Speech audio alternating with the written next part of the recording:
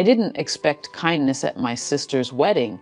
I expected tolerance. That's different. Tolerance is when people let you exist as long as you don't disrupt the picture they've already framed. I've been the smudge in my family portrait since I got pregnant at 26 and decided to keep my son. No scandal, no dramatic abandonment, just a relationship that ended and a child that didn't. By the time of the wedding, I had a steady job, a small apartment with sunlight in the mornings, and a routine built around school runs and grocery lists. But inside my family, I was still the cautionary tale. The reception hall was warm with string lights and perfume and expensive flowers.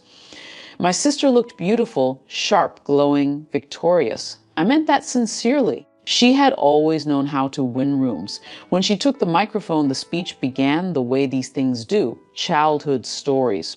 Harmless teasing, guests leaning forward, smiling into their glasses. Then her voice shifted just slightly, and of course, she said, grinning toward me, "We all know my sister.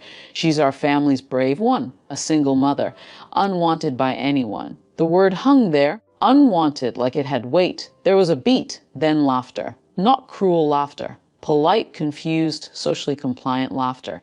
The kind people give when they're not sure if they're supposed to be offended. I felt my face stay still. I've practiced that. My mother, 2 tables away, leaned toward her friend but loud enough to carry. "She's a used product," she added lightly as if clarifying a punchline. More laughter. Sharper this time. My father covered his mouth like he was hiding a cough, but his shoulders shook. In that moment, something inside me didn't shatter. It narrowed. I thought about my son's shoes by our door, about the way he runs into my arms after school, about how carefully I've built a life without asking these people for anything. I could leave. That was my first thought. Stand up, walk out, confirm every stereotype about being overly sensitive. So I stayed, not because I was strong, because I was tired of reacting. And then the groom stood up. He didn't slam his chair, didn't storm. He walked to my sister and gently took the microphone from her hand. It wasn't aggressive, it was decisive. The room quieted in a way that felt physical. The DJ lowered the background music automatically, like even he sensed the shift. "I love humor," he said, calm, almost conversational, "but I don't love jokes that turn people into objects." No one laughed. He glanced at me briefly, not with pity but acknowledgement, then back at the room. "I'm marrying into this family today," he continued. "And I want to be clear about something before we go further. We don't reduce people to their relationship status or their past or whether they fit someone's idea of perfect." My sister's smile was still fixed, but thinner now. He wasn't yelling. He wasn't dramatic. That's what made it land. "If this is the tone," he added quietly, "we adjust it now." Silence. It wasn't chaos. No one gasped. No one clapped. But the air changed. Conversation stalled. A few guests looked down at their plates like they'd been caught participating in something small. My mother's face hardened. My father suddenly became interested in rearranging cutlery. The groom handed the mic back, kissed my sister's cheek, and sat down. The reception continued, but softer. My sister recovered quickly. She always does. The rest of her speech was polished, safe. The band played. People danced. Photographers snapped pictures that would later show nothing unusual. I didn't cry. I didn't thank him publicly. I didn't make it about me. Later, while people were lining up for dessert, he approached my table. "I'm sorry," he said simply.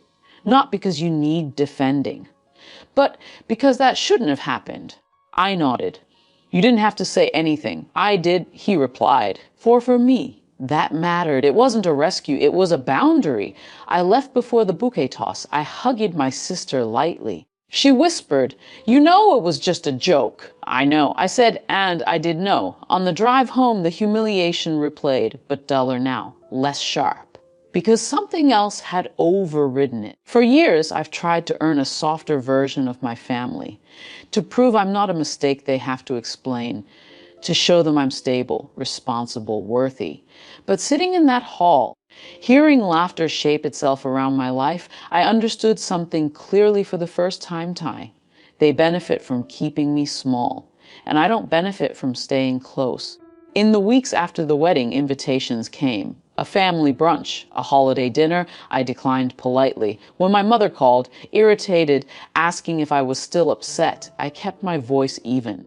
I attend places where my son and I are spoken about with respect. I said, no accusation, no lecture, just a condition.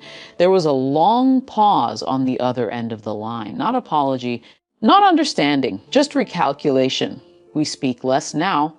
Not dramatically, not with slammed doors, just distance. My life hasn't transformed into something cinematic. I still wake up early, still pack lunches, still worry about bills sometimes.